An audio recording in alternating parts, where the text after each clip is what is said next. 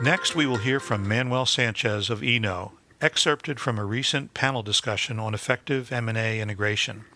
For the past dozen years, Manuel has led the development and refinement of a highly effective full lifecycle M&A tool, one that specifically addresses the challenges inherent in M&A and applies automation where it has the most impact.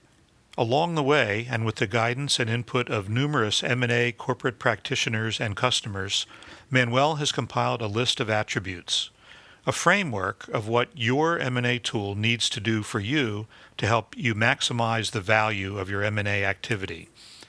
Manuel, tell us what you've learned. Thank you, Alan, and thank you, Stacy and Gerald, for your excellent portions of the presentation. Stacy and Gerald spoke about program management and approaches and strategies for post-merger integration. And what I'd like to do is first boil down that very large and diverse set of topics into one bite-sized topic that we can then use as our entry into the topic of tools. And what I'd like to do is convert all that vocabulary into just one word, which is action. Everything that you're managing via program management, all of your approaches and strategies and communications are all actions that need to be taken by yourselves, by your team members, by your PMO team. And these actions need to be orchestrated and tracked and measured and so forth. And that's where your tool can help you most, of course. What we do with those actions are capture them in our plans. We organize them, for example, by team and sub-team. We assign these actions to individual owners. We communicate them. We execute them. We measure the results of these actions. We report on the results. And we try and institutionalize a lot of these actions and repeat them with better and better success with experience. So what are the standard tools that we use to help us with all that? Well, obviously we use email and shared drives and tools like SharePoint, spreadsheets, project management software, other types of documents. And of course, we wouldn't be having this presentation today if there weren't issues and limitations with all of these. So, why are these tools insufficient? Why do they fail us at some level in post-merger integration? Of course, all of them have a role, but when we rely on them, as most of us here today have experienced if we've been involved in post-merger integration, there's a certain amount of information overload when you have all this information, all these different locations. It's difficult to see exactly what's going on at any given time. And I don't want to get into all the problems in detail. I think we're all familiar with them. What I'm going to talk about today more are kind of why we have those problems and what those reasons tell us about what a proper tool should look like, and in turn what the benefits of a dedicated mission-specific tool can do for us. So the reason these traditional tools aren't sufficient, obviously we need to use them, but they're not sufficient in themselves, partly because they're not designed to specifically to help us with PMI. They're great at their respective individual missions, but together they really don't constitute a solution for our mission. They're really individual productivity tools as opposed to a group-wide enabler, which is really what we need. When we're doing PMI, we're acting as a group, in fact, a very large group. These tools are really not targeted at that either. All of these tools, email and project plans and spreadsheets and so forth, present a lot of data. They contain a lot of data, but that data is not interconnected. So the fact that that data is not connected creates all manner of the issues that we experience. And the reason for that, in turn, is really that these different media, even email, if you think about it, email, spreadsheets, shared drives, what they're about are files or documents. Every email is a file, every spreadsheet is a file, even your project management plans, they're a bit more interactive than an email, say, but they're just files. And files are designed to capture information and depict information, including action, but they can't really drive action the way a system designed to manage and help execute action really can.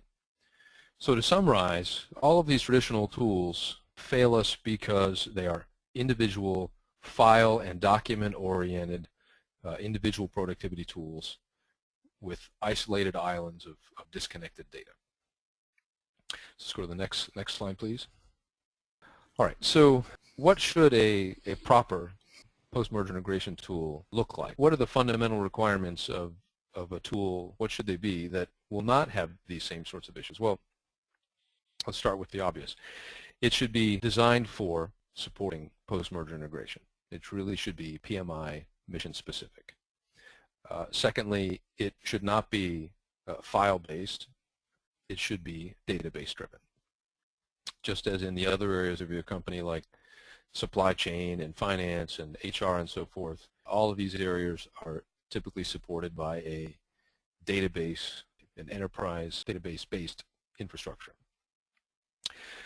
All of the data within that database naturally should be interconnected. So changes that happen in one area of the system ripple through to other areas of the system without you having to manually make the connections yourselves. And finally, via that interconnectedness of the data and via automation and alerts and so on and so forth, the system should directly drive action as opposed to simply depicting action via a file or a PowerPoint or a flowchart or something. Let's go to the next slide. What are some of those types of data and information that you want to have built into your mission-specific, PMI-specific tool? Well, here are some of the moving parts. So obviously, you could get into finer and finer levels of detail here, but at a first analysis, you need at least the following. You need to organize your data in terms of teams and sub-teams and team members, which means your system has to have a facility for implementing and managing that team structure and team membership. You need to be able to manage the entire team structure as well as all of the users. It needs to support communications that are specific to the post-merger activities as opposed to your generic communications infrastructure. It needs to support your PMI plans and activities. It needs to allow you to collect both the plan data, but also the other types of data that you collect throughout your post-merger efforts. For example, your synergy data, your baseline data, and so on and so forth. Whatever the information is that's relevant to your particular type of transaction, you need to be able to collect that data in your PMI tool and not in some separate file. Your PMI tool needs to have built-in reporting and analysis of all that data that is collected in your tool. Again, it should not be a separate file or a separate system for doing that. You may offload data to do very specialized manipulations of the data, but your fundamental tracking of progress, plan versus actual, and so on and so forth needs to be right there in your PMI tool. Because so many people interact with the system, because so many people are involved in PMI and therefore should be interacting with the system, you need a way to manage access control.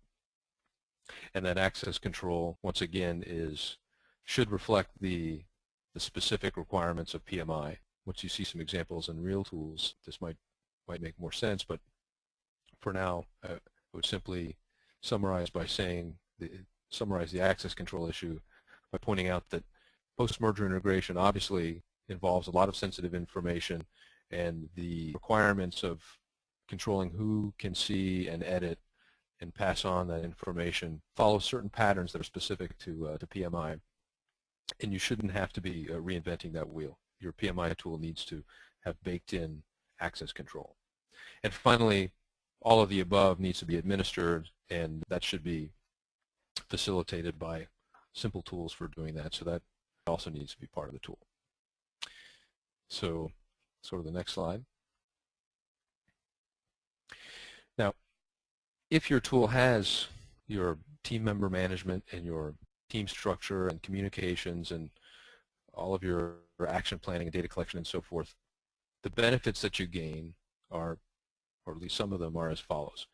First of all, you can institutionalize that tribal knowledge that Stacy referred to in your system. As you deploy the system for subsequent transactions, you can re-leverage and extend that tribal knowledge without ever having to reinvent it. So managing and improving that tribal knowledge is a fundamental benefit of this type of a system. You get built-in process discipline. Some of the discipline that Gerald was talking about is a lot easier to maintain, and in particular to maintain at a similar level across many teams and individuals if it's reflected in the design of your PMI system. Thirdly, you get real-time visibility of what's going on with your integration, who's doing what the results are, where you are in your plans, and so on and so forth. And that in turn gives you a fantastic level of accountability that is otherwise pretty difficult to, if not impossible to achieve.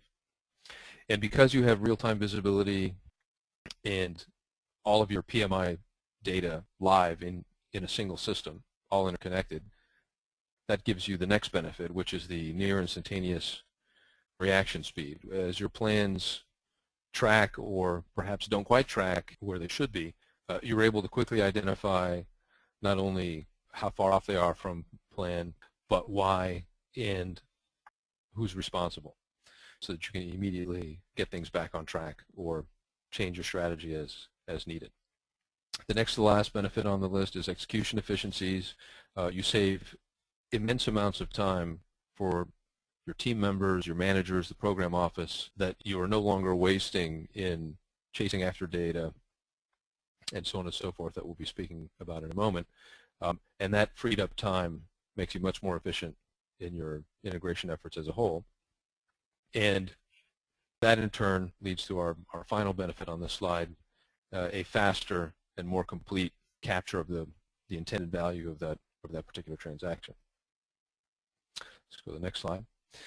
Everything is a trade-off though, right? So we gain many advantages by using a mission-specific, database-driven, modern tool for supporting your PMI, but we give up a few things, but these are things you'll probably be happy to give up. The first is you give up the mystery of not knowing exactly where you are between reporting cycles. If you generate your reports weekly or biweekly or monthly or quarterly, your reports give you a snapshot as of a few days, perhaps, prior to the reports being issued.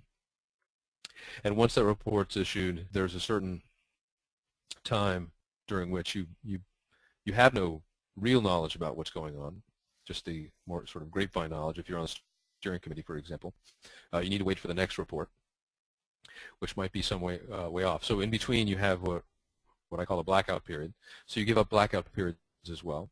You give up the data chase of having to hunt down spreadsheets from the different teams, updates, executive summaries, compiling all that data, finding the stragglers, chasing after those, updating your, revising your final report, and so on and so forth.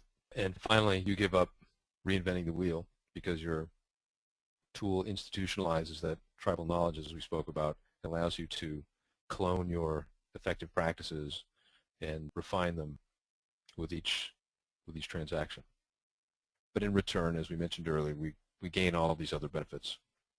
And this is really what a tool is all about. Whatever type of tool you use should be giving you these benefits. And if you're not getting this with email and shared drives and project management software and so forth, then you should really consider using a modern PMI tool such as we have today.